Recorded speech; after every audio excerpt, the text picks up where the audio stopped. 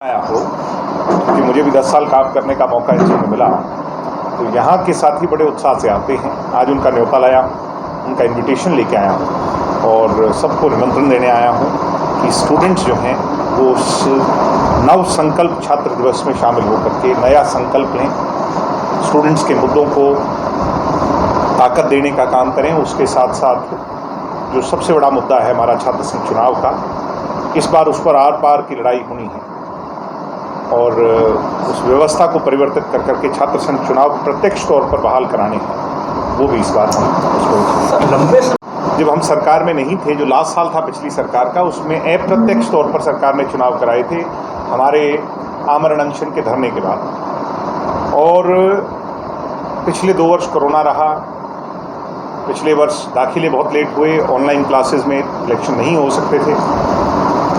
मैं मानता हूं कि ये पहला ऐसा अवसर है 3 साल के बाद जो हमें मिला है और अब सरकार के पास कोई बहाना नहीं है और एडमिनिस्ट्रेशन में बैठे लोगों को, वाइस चांसलर्स को अब ये मान लेना चाहिए और शेड्यूल जल्द जारी कर देना चाहिए। जैसे दिल्ली भी करने वाला है, चंडीगढ़ जल्द करने वाला है, राजस्थान कर चुका है, अगले महीने चुनाव है। हरियाणा के चुनाव का भी शेड्यूल जल्द जारी हो जाए। मेरा इस मुहिम को दोबारा ज्वलंत बनाने का सिर्फ यही कारण है कि कहीं ये लोग भूल ना जाएं, कहीं ये लोग इसको ठंडे बस्ते में ना डाल दें। इस बार हम इस पर किसी भी तरह का कॉम्प्रोमाइज़ नहीं करेंगे, चाहे हमें कोई भी कुर्बानी करनी है। थे भी, पीछे भी थे, अब भी दोबारा उसकी मीटिंग हुई है लंबे अरसे बाद, उसमें दोबारा शामिल हुए हैं और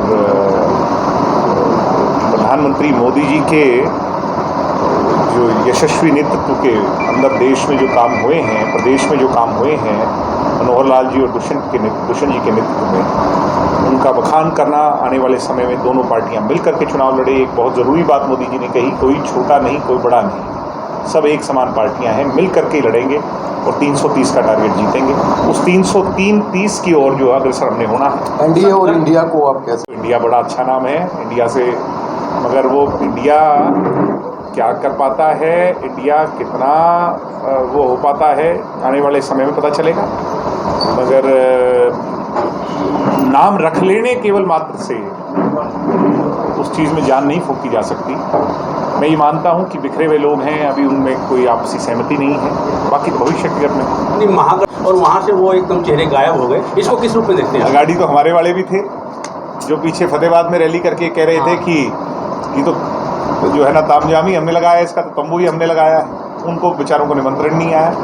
कल मेरे चाचा की टिकट बुक थी बेंगलोर की, वो टिकट भी खराब चली गई, रिफंड भी नहीं हुई। राजस्थान चुनाव को देख पिछले वर्ष से लगे हुए हैं, दस्तक अभी नहीं दी है, लंबे समय से काम कर रहे हैं। वीर तेजा जी के नाम पर वहाँ भव्य मंदिर बन रहा है, उसको लेकर के जेजेपी काम कर रही है। वहाँ पर लाइब्रेरीज बनवा रहे हैं दुष्यंत जी, और बहुत काम कर रहे हैं, सोशल वर्क कर रहे हैं, सोशल रिफॉर्म की ओर।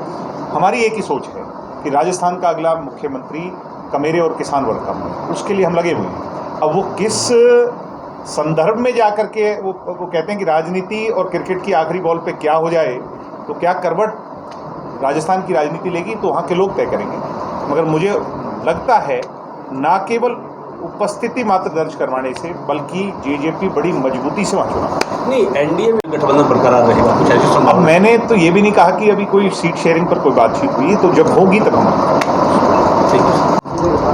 मुझे तो हैरानी होती है कि धमकाने वालों को धमकियाँ मिलने लगी और वो इससे डर भी गए, पुलिस स्टेशन भी गए। अब ये कल्चर सा बन गया हरियाणा में, पूरे देश में। विदेश से कॉल करवाओ, 2 सिक्योरिटी गार्ड हासिल कर लो। आज स्थिति ये है कि जब उन्हें कोई पूछ नहीं रहा, कोई टेलीविज़न चैनल उनको चर्चा पर विषय नहीं दे रहा, कोई स्पेस नहीं दे रहा, लोग उनके बारे में सुनना नहीं चाहते, तो वो बार बार अब कोई नई चीज़ ले आए। हम तो ये सुना करते थे कि अभय सिंह जी धमकाया करते हैं, अब वो ये धमकियाँ उन्हें मिल रही हैं, तो ये तो भाई कोई बड़ा ही बदमाश है जिसने धमकी दी है। तो क्या आपको लगता है कि कोई सहानुभूति बटोरने के चक्कर में कोई ऐसा भी कोई कौन सहानुभूति देगा इनका? दुष्यंत जी को कभी तो पिछली बार वही थ्रेट हुआ था है दुष्यंत जी को, तो हाँ, तो कोई बात नहीं, थ्रेट का हमको किसी बात से डरे थे, तो थ्रेट तो दुनिया भर के मिलते रहते हैं, कोई हमें नहीं देता थ्रेट, ये कोई बात नहीं है। थ्रेट तो देखो, मैं ये मानता हूँ कि ये केवल मात्र एक स्टंट है और इससे ज़्यादा कुछ नहीं। और कौन थ्रेट देगा? थ्रेट किस मामले का? थ्रेट तो इनको दिया था ना एक बारी जब सरकार थी, कहते पाकिस्तान से कॉल आई थी। क्या पता वो पुराना कोई हिसाब किताब पेंडिंग होगा। ओम प्रकाश चौटाला